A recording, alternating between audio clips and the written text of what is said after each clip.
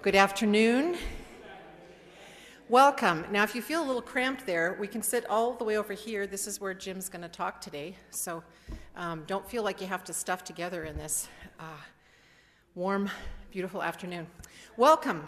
Glad you are here. I see faces that are not Hillview faces. That makes us particularly happy to be hosting this for the wider Methodist community today. Our guest is Jim Winkler. His formal title is the General Secretary of the Global Board of Church and Society, which to me just sounds so stuffy once you actually meet Jim and hear that laugh. But really this is the overarching body that helps us to consistently address the social principles that guide us as a denomination, particularly through education and witness and advocacy. And Jim is a fine leader for this movement, and if you were here this morning, we just happened to meet each other at an event in Washington, D.C. last fall. What we haven't mentioned before is that once we introduced each other, there was a room full of people, and what I noticed was, without ever seeing again, I could tell where Jim Winkler was because of his laugh. And the reason that's a beautiful thing is because the work of justice, I think, in our world is hard work. And sometimes it's thankless work, and this has been true sometimes for you. And it takes a great deal of energy and focus and care. And to do that with joy is, I think, perhaps one of the best things we may be able to pick up from Jim. So we're really happy to have you here this afternoon to bring us an address, and then there's going to be some time for questions and answers together, after which we've got an opportunity to do some work with one another in some breakout sessions where we get practical and specific about what we're learning. So please help me and join me in welcoming Jim Winkler.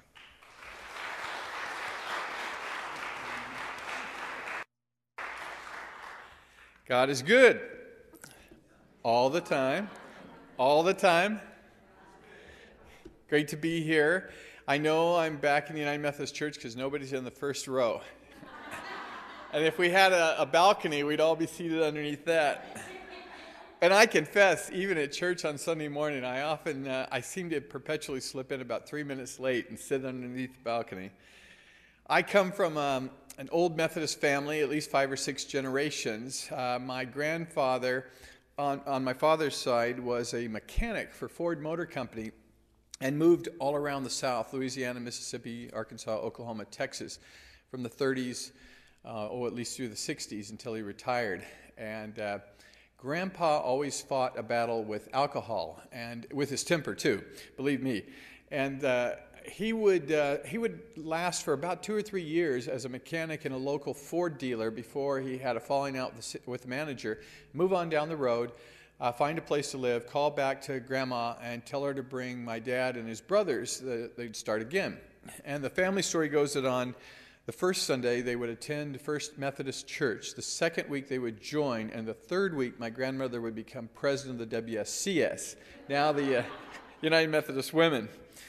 And when I walked into the sanctuary, in fact, this morning, I was like, oh, okay, yeah, this looks like the churches that my dad served, my brother served, so it's great to feel at home, and I've appreciated the welcome that I've had from you all and the great opportunity to be with you. This afternoon, we're going to, of course, later on have 3 workshops, and I had originally written down death penalty, payday loans, and equal rights for all, but I believe that the payday loans focus is going to actually be on the Farm Bill, which is great. But these are crucial issues that we need to be addressing.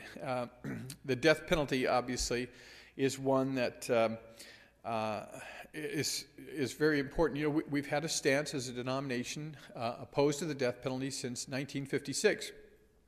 And about every 4 years, when we move into General Conference of the United Methodist Church, it seems like clockwork. Someone will come to me and say, or maybe I'll be in a setting like this, and someone will say, what?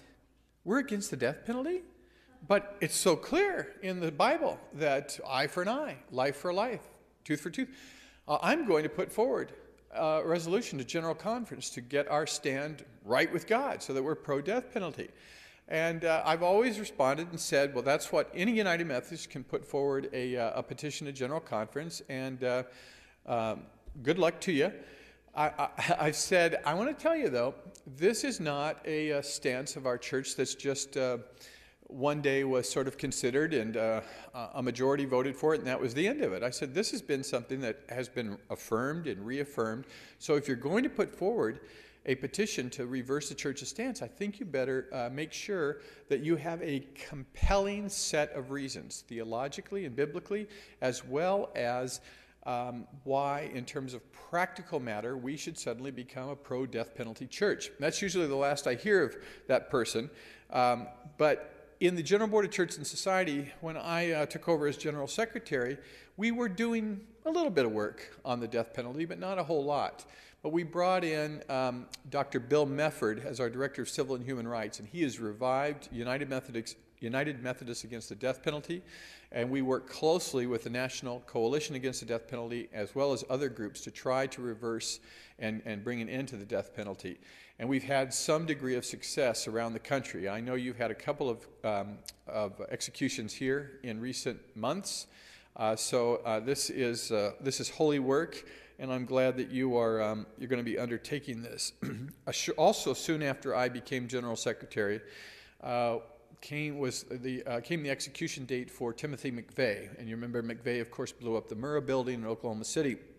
My aunt I was born in Oklahoma City. My aunt was in a meeting about 2 blocks from the Murrah building when the bomb went off, and all the windows in the room were shattered and so forth. So there's a bit of a personal feeling on that. There was a number of many United Methodists who were directly affected by the bombing. And when the execution date was drawing near, I was contacted by the United Methodist reporter and asked what I thought. And I said, well, I'm going to stick with the United Methodist position against the death penalty. And I said, I know that what Timothy McVeigh did created enormous upset in the state of Oklahoma and among people in my family even. But let's think about it. What if, and there's no certainty this would happen, but what if we let Timothy McVeigh live, and let's say somewhere down the road he realizes really the error of his ways, and he, while in prison, he makes his witness known against the kind of terrorism, the radical extremist beliefs he held, the racist beliefs. I said, if we kill him instead, he is going to be a martyr for the cause that he stood for. And so I think there's a variety of reasons that we should repeal the death penalty. Even though we're going to be looking at the Farm Bill, I just want to say a word about payday loans. As I was driving over here, and can't remember which street it was on, I saw a store, you probably know where it is, not far from here, that sells payday loans. These loans, this was kind of what I would call your seedy-looking store. It said payday loans, car titles, I forget what else. And that was and is still the reputation for a payday loans outlet. I didn't realize until recent years now that many of those are now owned by some of the biggest banks in this country, because the profit margin, of course, is so high from the gouging, especially of poor and increasingly of middle-income people, that there can be real money made by major banking companies on payday loans. This is really a tragedy. I don't know precisely why major banks didn't get involved in payday loans in years past, but I believe that one of the reasons was because it was considered to be essentially immoral. And a lot of things that were considered thoroughly immoral not long ago have now become mainstreamed, and this is one of those things. And in terms of major banks, I just saw the other day a news report that the average length of documents available to us consumers when we have a checking account on checking account policies is now 69 pages long. That banks now are charging, and I know this has been happening for a while, but increasing number of fees on checking accounts. So in a sense almost, they're extending sort of payday loan type policies to ordinary banking procedures. There's now fees like, of course there's always been overdraft fees and what have you. Now there's fees like empty envelope fees. I don't know what that is. Or coin sorting fees, and on and on and on. And banks last year made $29.5 billion in overdraft fees alone. So what we have taking place in terms of payday loans that feed on the misery of the poor is really being extended to all of us. But who is it that's going to lead the farm bill? Maggie? Maggie just went to the board meeting of Bread for the World, or rather the lobby day on Capitol Hill in Washington, D.C. of Bread for the World. I happen to sit on the national board of Bread for the World, and the farm bill is incredibly important. I went just a few days ago over to the Department of Agriculture and met with the Chief of Staff to Secretary of Agriculture Vilsack.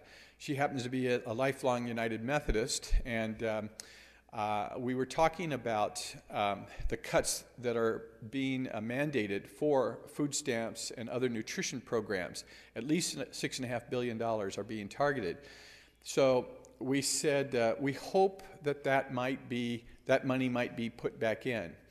And so here she was, in essence, speaking for President Obama. She said, I want to tell you, that money's not going to be put in. If we're lucky, there won't be further cuts on nutrition programs. So it is, I'm glad this workshop will be offered, and it's important that we all speak up and tell our elected officials that these are programs that are important. And then the third workshop will be on equal rights. And I know one of the focuses of that, perhaps the main focus, will be on LGBT rights.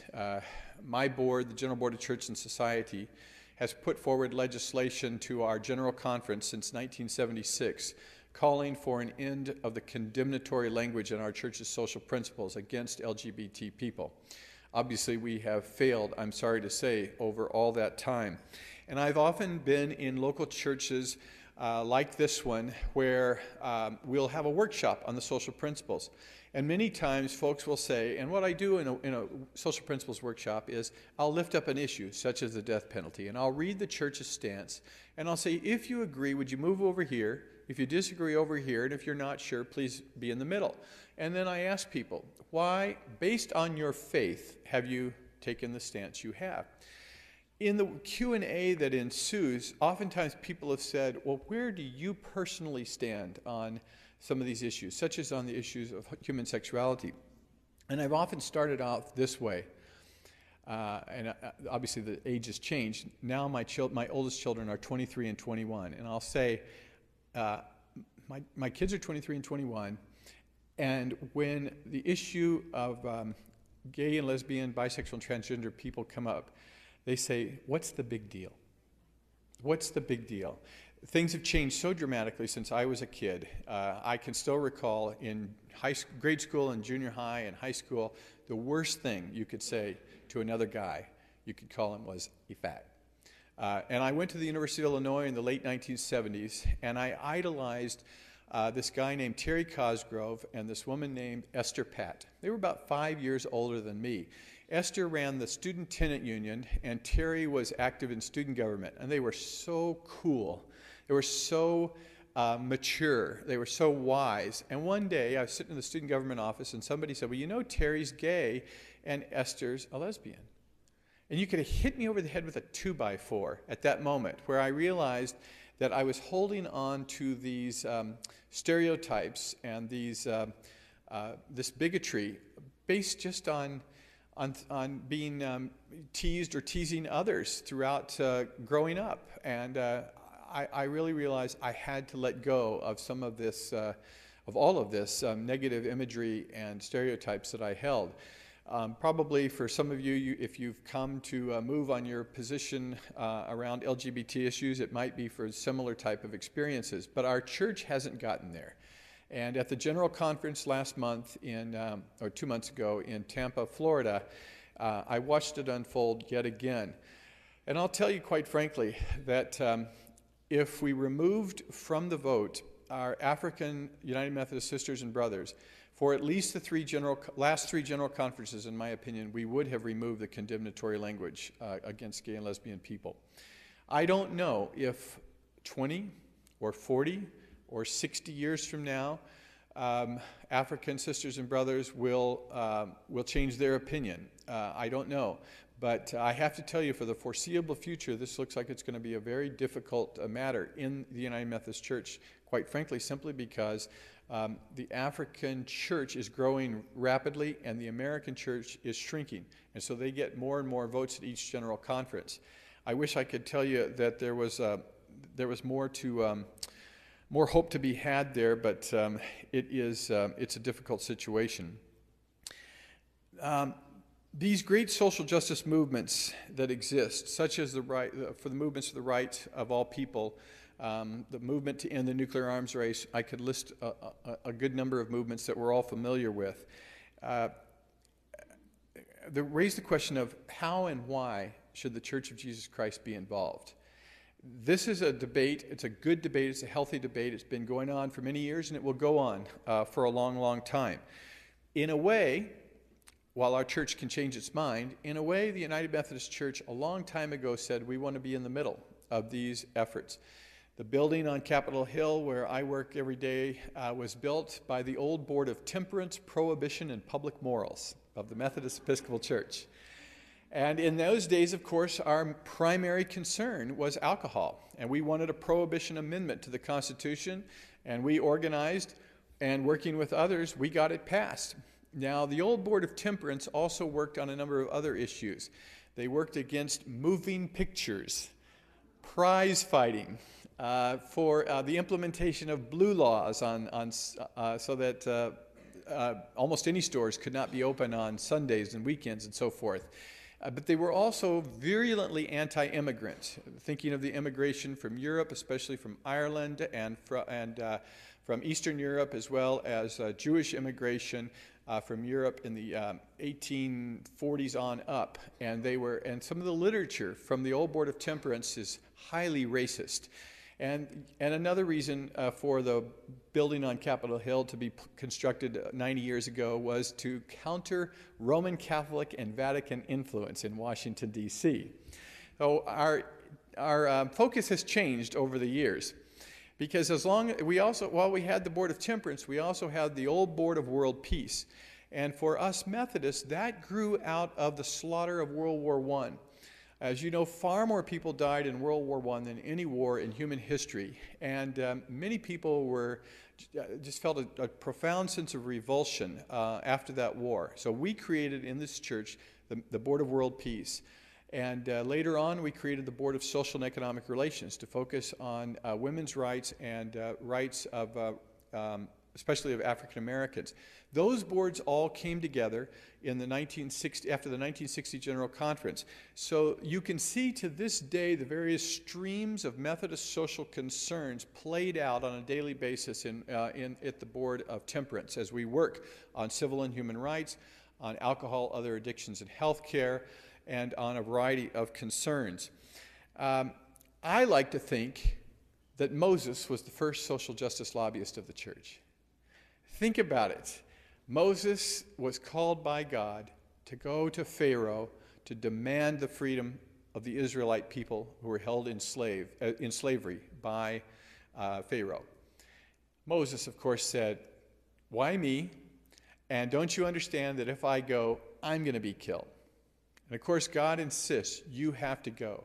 Now, who was Pharaoh? Obviously the leader, the king, but he's the governor, the senator, the president. This is Pharaoh. You're going to go to the palace, and you're going to demand freedom.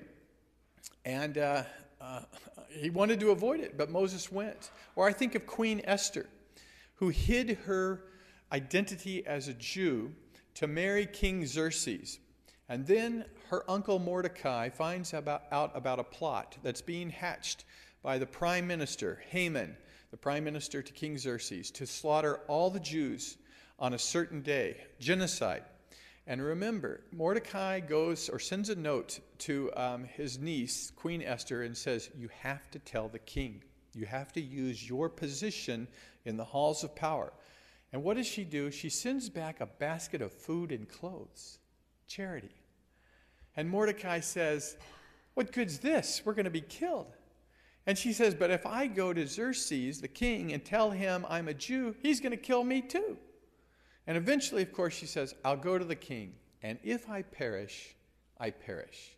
But she reveals the plot against the Jewish people and saves her own people.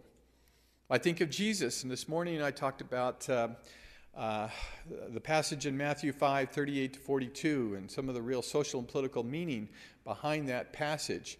How he was a shrewd political strategist, maneuvering his ministry through a time when his country, his whole life, his country was occupied by a foreign military power.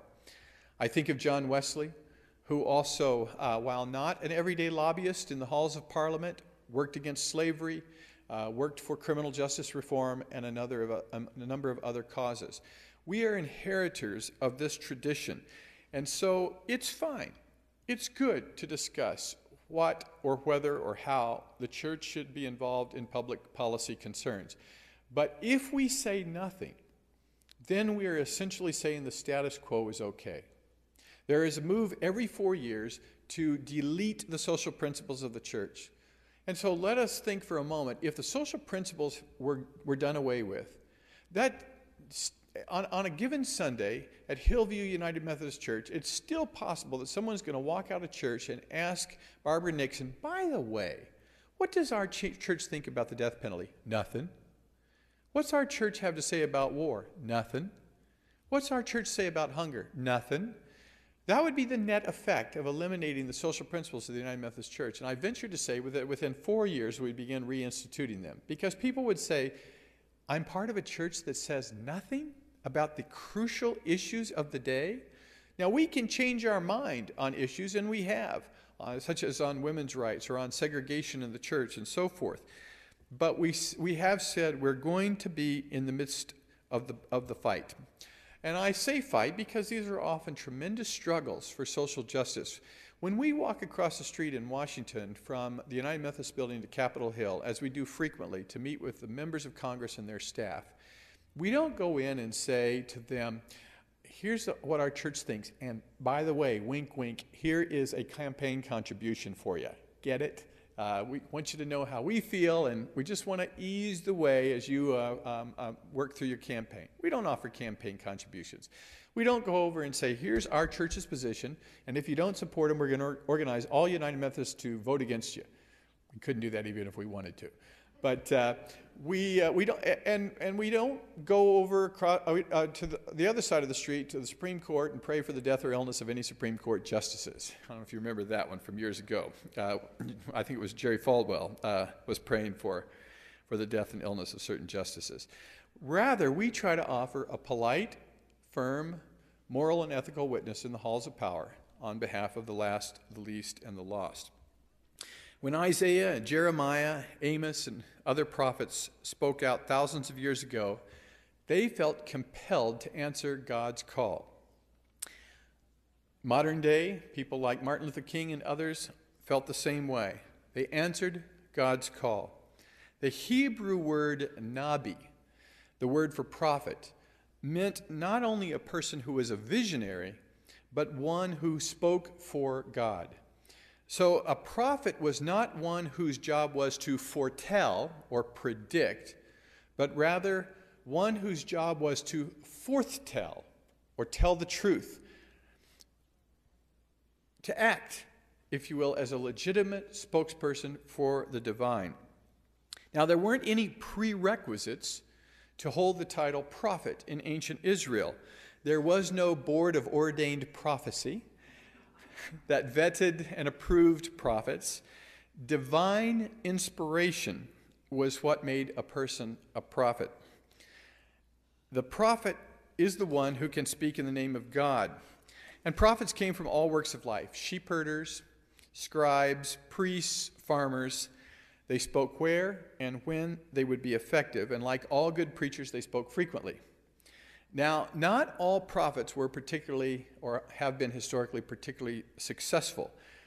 My own great-grandfather, Zeno Lincoln Petty, who was born a few months after the assassination of Abraham Lincoln in Muncie, Indiana, and hence had the middle name of Lincoln, grew up to become a bookie and a saloon keeper in Muncie. In his middle age, he felt the call to ordain ministry and went to Garrett Biblical Institute, uprooted his family, graduated from Garrett, and became a clergy member of the old Northwest Nebraska Annual Conference. He never lasted more than 1 year in any appointment as a pastor. In fact, oftentimes he didn't even last 6 months. I looked these records up and found it's true. Very quickly after his arrival in any local church, the folks in the church began petitioning the bishop and the district superintendent for his removal. Zeno finished out his last years as a rice farmer in DeWitt, Arkansas. His wife was from that part of the world.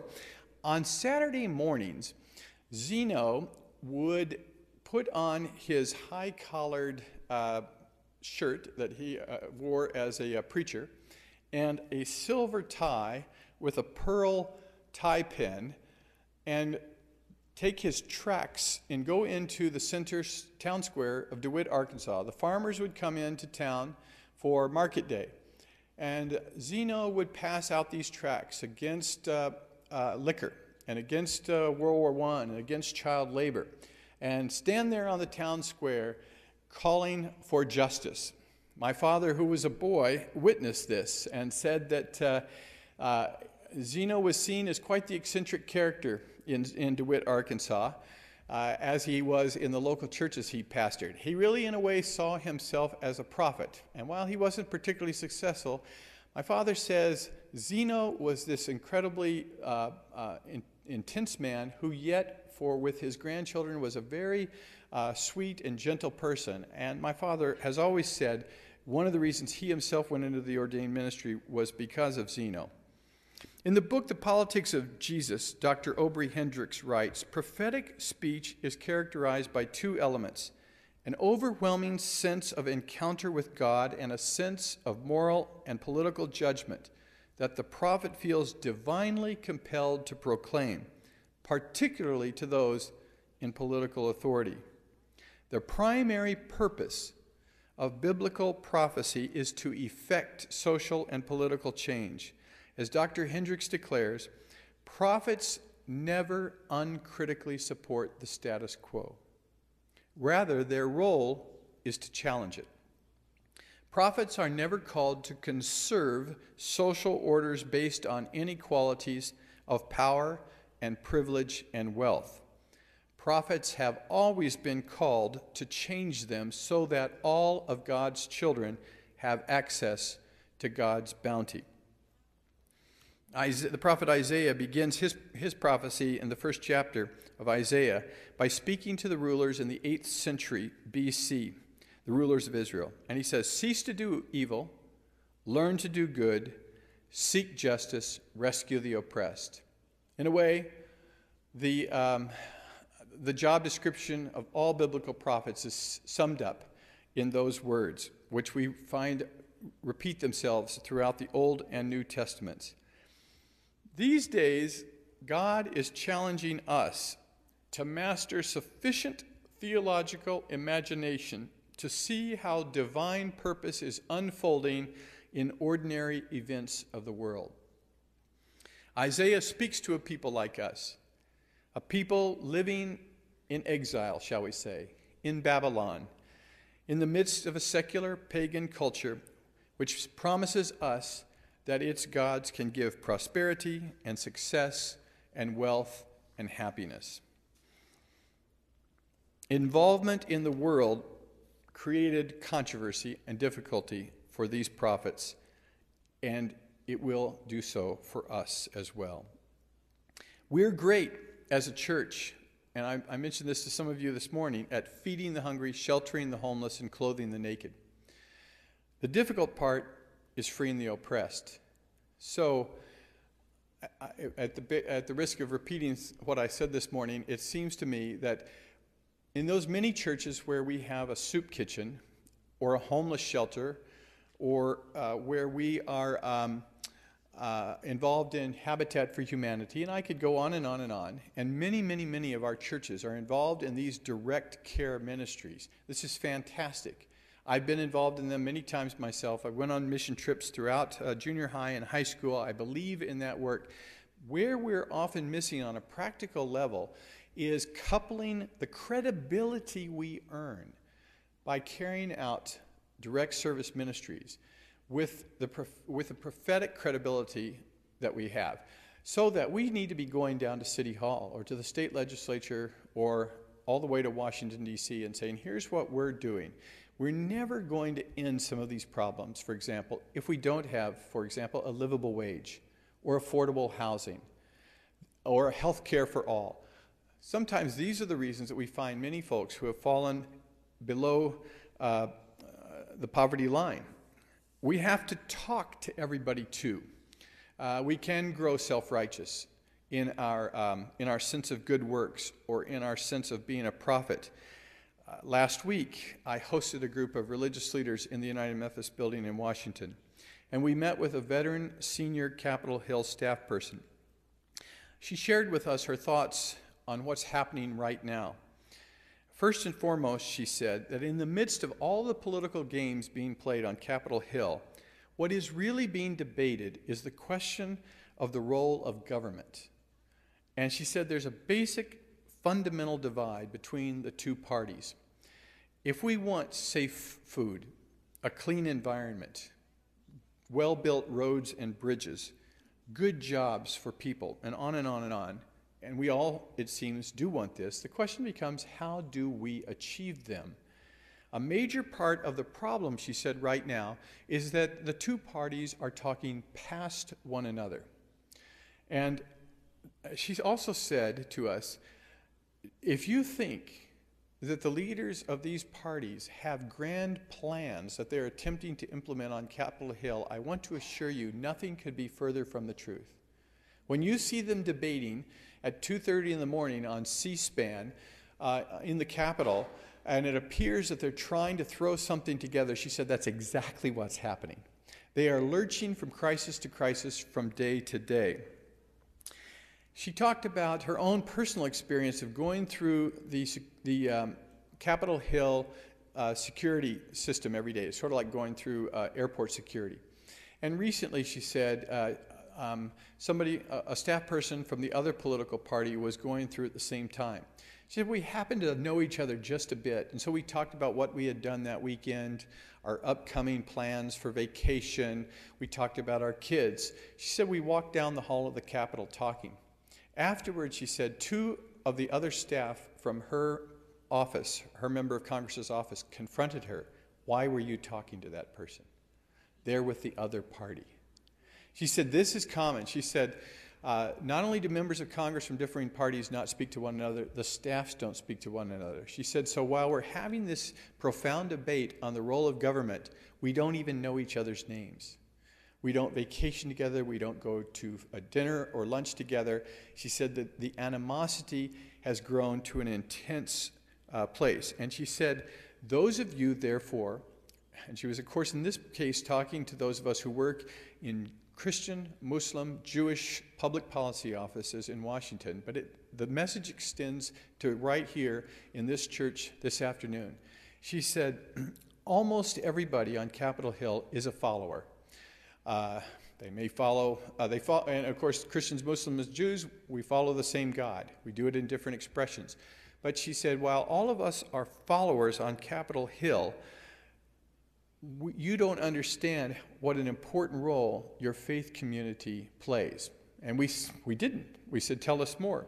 And she said, you adopt resolutions and statements. You send, and we often will send letters to members of Congress where the United Methodists and the Presbyterians and the Catholics will sign a letter together calling for this, that, or the other thing to take place. She said, the statements and stances adopted by your faith groups, the thoughtful communications that you send to us, the movements that exist in your faith groups, the activism of your congregation. She said, all of this is really critical. Now, I want to tell you, if I hadn't heard that statement said to me for the umpteenth time by either a member of Congress or a staff person, I might think I just happened to hear that from one person. But I've heard this for years and years and years. And I don't want I want to share it with you because I don't want any of us to underestimate the role, the importance, the influence that we have. We may not feel it translates into votes or into much change, but the people of faith in this country play a crucial role in this government and in this society. And sometimes we're terribly split ourselves. If you haven't read a wonderful book called Blood Done Sign My Name, I encourage you to do so. Blood Done Sign My Name comes from an African-American spiritual. The book was written by a professor named Tim Tyson. Tim Tyson's father, Vernon, was a white minister, Methodist minister in North Carolina in the 1960s. And Vernon's four brothers were also Methodist preachers in North Carolina. They had a social conscience, but basically they were, shall we say, everyday local church Methodist preachers. But for Vernon, his life changed when he heard Martin Luther King speak in North Carolina in the late 1950s. And he decided somehow he was going to play some role in the civil rights movement. He went to a conference sponsored by the North Carolina Conference of Churches, and Reverend Dr. Samuel Proctor, the president of North Carolina Agricultural and Technical College, was the speaker. Samuel Proctor was one of the foremost black educators in this country. And after he spoke, Vernon Tyson went up front and said, "Dr. Proctor, would you come and preach in my church?" And Dr. Proctor said, "I will, and we can get run out of town together." The night before, Samuel Proctor was to preach at Oxford, North Carolina Methodist Church. The administrative council called a special meeting. And they gathered around tables, and they brought a telephone out, and they set it in front of Reverend Vernon Tyson. And they said, "Vernon, you don't have to split this church. You don't have to have Dr. Proctor speak. It's just going to create trouble. We know what you're trying to do, but it's just going to split this church." And the wrangling went on for a couple of hours. And just when it appeared that they had worn Vernon down and that he was going to withdraw the invitation to Samuel Proctor, a little old lady, in those days she would have been referred to as an old maid school teacher, Miss Amy Twombly, walked to the front of the room. She taught first grade there in Oxford, and many of the men, it was mostly men in that room, had gone to first grade with Amy Twombly as their teacher. Nobody in the room had the slightest idea what Miss Amy felt about any social issue of the day. But she said, "I hear this talk about this church being split and about Reverend Tyson trying to split us." She said, "But if any splitting is going to be done, it's going to be done by us." She said, "Let me tell you a story. Last week, over in Orange County, a boy was driving his car and he rolled it down off the side of the road." She said, people gathered and they thought he was dead. And suddenly a car stopped and an airman from nearby Pope Air Force Base scrambled down the embankment, looked at the boy, opened his mouth, reached in, saw that he had swallowed his tongue, pulled his tongue out, and gave him mouth-to-mouth resuscitation. She said, before the ambulance crew even arrived, this boy was up and walking around as normal as you and me. And she said, "Now what I didn't tell you is that the boy was white and the airman was black." And she turned to the men there and she said, "I want you to tell me which of you would have told that black Air Force officer, 'Don't you dare put your black lips on my boy's white mouth.'" And by a vote of 13 to 12, the administrative council approved having Dr. Samuel Proctor preach at Oxford Methodist Church. Now, I don't suppose, and I know for a fact, that Oxford United Methodist Church did not become an affiliate of the NAACP or an outpost of the Southern Christian Leadership Conference as a result of Dr. Proctor preaching there. But in a way, churches like Oxford began to awaken their conscience in a painful and difficult era. I'm convinced we Methodists want to live holy lives. We don't want to wear clothes made in sweatshops in Southeast Asia. We don't want to drink coffee grown on land in Central America that ought to be feeding its hungry people. We don't want to be pumping deadly toxins into our own bodies and those of our children on a daily basis. But sisters and brothers, we do this, whether we wish to or not. We are entwined in a profound moral and spiritual crisis in this time of history. And yet at the same time, we're the first generation in human history that has the capacity to feed, clothe, and shelter every person on God's earth. Sometimes I'm amazed at my lack of outrage over the situation, not to mention that of all of us. I wonder if we can actually imagine a new and better future, if we really believe we can change things, because I know it can be done. I'll use one example. I'm on the executive committee of the Imagine No Malaria campaign of the United Methodist Church. Now, in that campaign, the United Methodist Church plays a small role. The Gates Foundation and the UN Foundation and others are raising the really big money. We're raising, in the larger scheme of things, a few $1 million. But I've also seen how the United Nations Foundation, the Gates Foundation, and so forth have said, you're far more important as a church than the amount of money you raise. They said, first of all, no other church. Now, subsequently, the Lutheran Church and the Reformed Jews have joined this campaign. They said, you're the first church that joined this campaign. And also, you have something we don't have. You have local retail outlets on the continent of Africa called churches. You actually can reach ordinary people. When we want to distribute these bed nets that will save lives, we don't know how to get to the people. We're stuck with having to work through oftentimes corrupt governments. You can go straight to local people and get these bed nets distributed. We can bring change, and we have brought change. My great-great-uncle John was a service station owner. He owned the Gulf Station 1 block south of the town square in DeWitt, Arkansas in the 1930s and 40s. But Uncle John was one of those guys who had big plans, and he didn't want to just own one local gas station.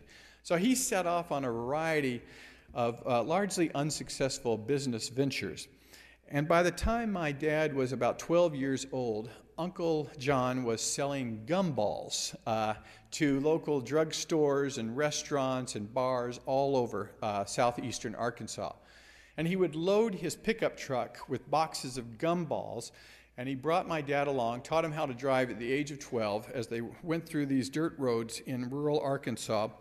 And he'd go into these stores, and Uncle John would massage the egos of these barkeepers and storekeepers and so forth, and then he'd unload the money, the nickels, pennies, dimes from these gumball machines, refill them, and head on down to the road. And Uncle John would say to my dad, Gene, there's a lot that the IRS doesn't know about how much money there is in gumball machines. He also said, there's 3 kinds of people in the world. There's people who make things happen. There's people who ask, what happened? And there's people who oppose things from changing. He said, I'm one of the people who wants to make things happen. We as a church do and have made things happen.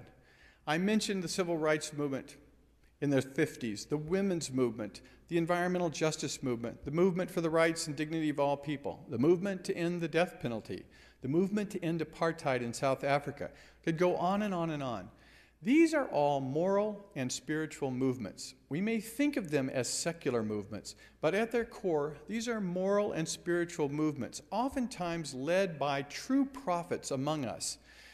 The Church of Jesus Christ, in the form of the United Methodist Church, has had to be dragged kicking and screaming to the tables of every single one of these movements. But these movements have changed the world, and they've changed our church. It's been sometimes painful and difficult as we have experienced and processed and accepted these changes. But as one who has been graced by God with the opportunity to work for the church at the national level, I can tell you that we are truly important players in these movements. The leaders of these movements see our church as an important part of what's happening. Praise be to God. And let me finish by saying The central challenge facing us today is the same one that has faced Christians everywhere and always: how to make our faith real and thereby transform the world. St. Paul said, "If anyone is in Christ, they are a new creation. Let us be part of the new creation." Amen.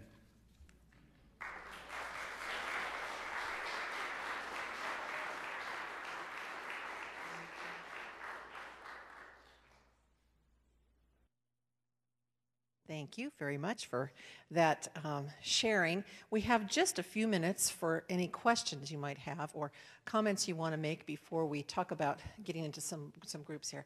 I see John. Jim, I just visited your website today, and I was pleased to see the Return of Jim Crow conference that's going to go on, which has to do with race and the punishment over the drug war, and how many young black men are in prison, and stop and frisk laws, and so on. And also reflecting on the Occupy movement, that the issues, economic issues, are very similar in terms of outcome. And we now have, as you know well, a generation of young people who are in fact now disadvantaged. In relative terms, they're advantaged, but from their expectations and their families, very much locked out of the benefits of the society. And I'm wondering if the conference planned around the return of Jim Crow, you know what Jim Crow is? No. Jim Crow was the network of laws enacted after the emancipation of black people in the South that kept them from employment and voting and transportation and access to goods and fair wage and all that. And the claim now in a well-researched document is we're getting the same net effect, basically, by using the drug war and busting so many people, always chosen by color. So is this new, or is this something we're going to be engaged in? Yes, if you haven't seen this book, I really encourage you to either buy it or get it out of the local library. It's called The New Jim Crow, and it's written by a woman named Michelle Alexander, and it has achieved national renown. She's actually spoken at a number of United Methodist conferences because it's really grabbed the imagination of folks. And really what she talks about, what you mentioned, and that is we have developed now almost a new set of laws that virtually guarantee that young African Americans and other racial ethnic minorities are going to spend a significant part of their upbringing and their whole life in prison. I think it's 1 out of every 3 African American young men spends part of his life in prison. This is actually really truly astonishing statistic, and the cycle just keeps repeating itself. I think that we play a role in a variety of things. I'll give you an example. So, were you to, and I hope none of you do, use crack cocaine, you could, until recently, your prison sentence or the sentence that was meted out to you would be 100 times as severe as if you had used powder cocaine. The facts are that white folks tend to use powder cocaine, and African Americans and racial ethnics tend to use crack cocaine. So you can see how the laws were almost systematically focused on punishing racial ethnics more than white folks. Now, we worked hard on Capitol Hill for a number of years to get these penalties equalized. The best we could do, I guess it was a success, was we went from 100 to 1 to 18 to 1. And it's fascinating. You think 18 to 1, what's the big deal on 18 to 1? But that's the kind of horse trading that took place on Capitol Hill between members of Congress. And it was actually Senator Jeff Sessions, a United Methodist, former General Conference delegate, who was chair of the Judiciary Committee, and that was the best he would accept. He really wanted it to be still far more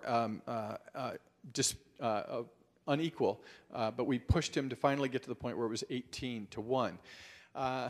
It's odd that we thought of that as a victory, but we did. Now we're going to keep working to make that 1 to 1. There are just so many facets to this to this whole story.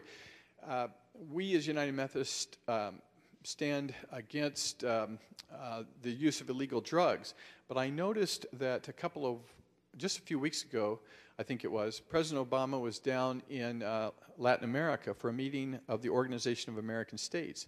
And for the first time in anyone's memory, the presidents of a number of countries, including Colombia and Costa Rica and 3 or 4 other countries, in President Obama's presence in the meeting, had an open conversation about drug laws.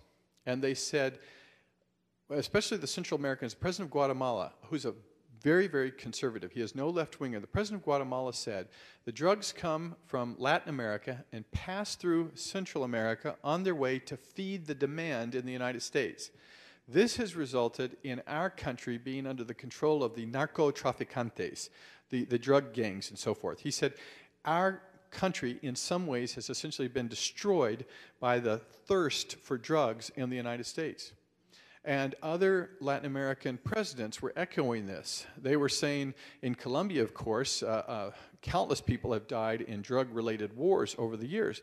And they were saying, we have to talk about a different way, that the war on drugs, as it has been fought for these last 40 years, has been a failure.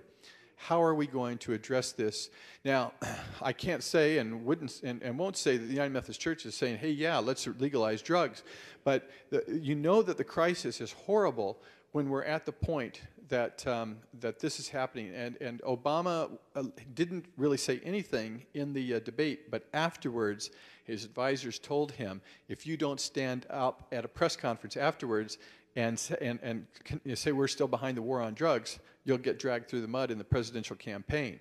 But people were saying, nevertheless, it was instructive that he listened to the debate as no American president has done for a long time. And this whole war on drugs is part of what has ensnared a phenomenal number of our young people in prison as well as countless other things. I'll just say one more thing. You probably saw, or I heard yesterday on National Public Radio, that the student loan rate, percentage rate, may double in the next few weeks. Neither Republicans nor Democrats want students to see their interest rates doubled, but they can't decide on how to keep, what method to use to keep loan rates low. So my kids carry far more student debt than I did, and yet it took me 10 years to pay off my student loans. I remember it was $34.84 a month for 10 years, which now probably sounds like a bargain. But when I was in my 20s, golly, it felt like forever that if I was going to pay off those student loans. And for many kids, my daughter's boyfriend, for example, has had to drop out of college because he has to, and I didn't have to pay my student loan until I was out of college. Now you have to pay it while you're in college. And so he can't keep paying it. This is something that's happening all over the place. So we've got an entire situation here that we're going to have to demand changes in, or we're just keeping our young people almost in a sense of indentured servitude. Sorry for that rambling answer. If I may just Make it a quick one. It's a quick one. I think her fundamental plea in the book is that we move from ethnic and race-based social change to broad rainbow coalition social change. And that's why I brought up Thank you. the Occupy movement as well. Well, I'm glad Jesse Jackson's come to the ground. Question, Betty. As a church, we haven't done very much to enhance prison and jail visitation. And I wondered, why aren't we doing more? Because it's a very fertile field. My personal opinion is we don't do more because we don't want those people in our church. There's a panic in the United Methodist Church about membership loss. Friends, we could reverse membership loss tomorrow. If we sent a church van or church bus or just folks in cars from United Methodist churches to prisons and jails around this country where thousands of people are released every day with nobody waiting for them, with no place to go, no job, and said, we're Methodists, come with us, we'll take care of you, we'd reverse membership loss right away. These folks would be desperate for help. I may be slightly exaggerating, but I don't think I am.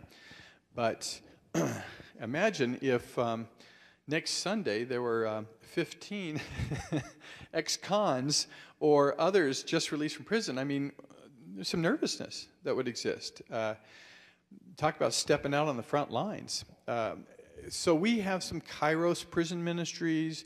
We have criminal justice and mercy ministries. We do have some fine things going on in the church. We're working for sentencing reduction. We're trying to get rid of supermax prisons, on and on and on, some of these terrible things. But as a church, I would submit to you that we want to do this at the policy level or at the arm's length level. If there's one or two people in a given church that develop a passion to go into a prison and meet with convicts, you know, and try to help them get their life together, we say to those people, God bless you. We're so glad you do that, but don't bring them here. It becomes very real on that level. And I mean, I'm terribly torn on it. I know it's the right thing to do. At the same time, I understand where people are on that, but it would be an amazing transformation, not only, I mean, for our denomination. If you just think about it, if one thing we said we're going to do from now on is that we're going to go and be at prisons and welcome people out every day, it would dramatically transform our church in many ways. So I'd love to see us put our words into practice in that regard.